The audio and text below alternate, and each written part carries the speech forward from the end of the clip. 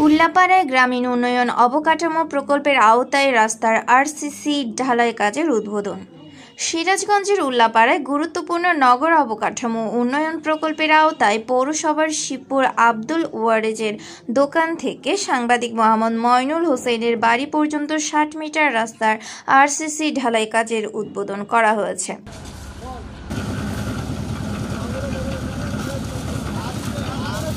সোমবার সকালে ৪,৫০,০০০ টাকা ব্যয়ে উপজেলা নির্বাহী কর্মকর্তার প্রতিনিধি হিসেবে উপস্থিত থেকে সাংবাদিক মোহাম্মদ মইনুল হোসেনের কাজের উদ্বোধন করেন। এ সময় উপস্থিত ছিলেন পৌর নির্বাহী প্রকৌশলী সাফিউল কবির, চ্যানেল এস এর প্রতিনিধি আলমগীর হোসেন, উপজেলা বিএনপির সদস্য সাইফুল ইসলাম সহ অত্র এলাকার গণ্যমান্য ব্যক্তিবর্গ। গুরুত্বপূর্ণ নগর অবকাঠামো উন্নয়ন প্রকল্পের আওতায় কাজটি বাস্তবায়ন করেছেন ঠিকাদারি প্রতিষ্ঠান মেসার্স রাকিব এন্টারপ্রাইজ।